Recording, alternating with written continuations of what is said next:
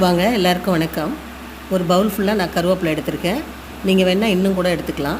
அதுக்கு ஒரு லெமன் சைஸுக்கு புளியை ஊற வச்சுக்கோங்க. ஒரு கடாயில் 1 ஸ்பூன் ஜீரகம், 1.5 ஸ்பூன் மிளகு போட்டுக்கோங்க. ஒரு 1/4 ஸ்பூன் வெந்தயம் சேர்த்துட்டு வறுத்து 1 ஸ்பூன் கடுகும் போட்டுக்கோங்க. போட்டு அதை நல்லா வறுத்துட்டு ஒரு பாத்திரத்தில் எடுத்து ஆற வச்சுக்கோங்க. மிக்ஸி ஜார்லேயே கூட போட்டுக்கோங்க. நான் அதோட 1 ஸ்பூன் வெள்ளை எள்ளும் போட்டேன். அதையும் வறுத்துட்டு அதோடு சேர்த்துக்கோங்க.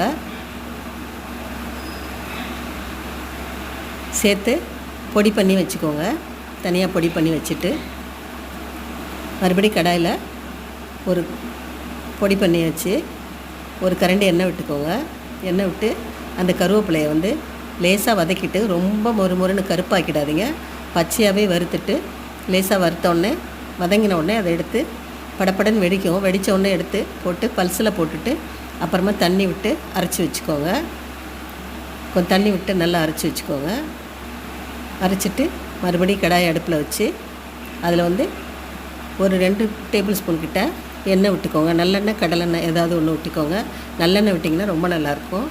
கடுகு 1 ஸ்பூன் கடுகு, 1/4 ஸ்பூன் வெந்தயம் போட்டுக்கோங்க தாளிக்கிறதுக்கு.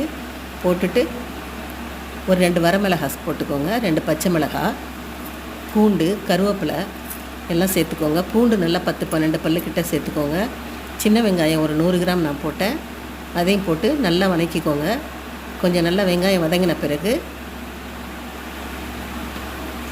அதில் கொஞ்சம் பெருங்காயத்தூள் சேர்த்துக்கோங்க. பெருங்காயத்தூளும் மஞ்சத்தூளும் அதில் மிஸ் ஆகிடுச்சு. போட்டுட்டு இப்போ கருவேப்பிலை அரைச்சதை எடுத்து அதில் ஊற்றிக்கோங்க.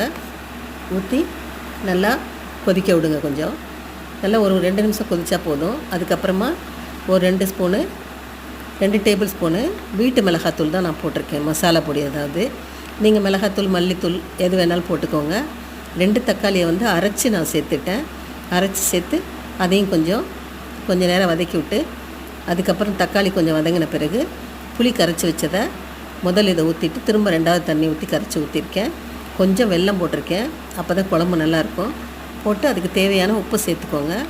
சேர்த்துட்டு லாஸ்ட்டாக எண்ணெய் பிரிஞ்சு வரப்போ அந்த பொடியை தூவிட்டு ஒரு கரண்டி நல்லெண்ணெய் விட்டு அதில் கருவேப்பிலையை தாளித்து அது மேலே ஊற்றுனீங்கன்னா சூப்பராக இருக்கும் குழம்பு.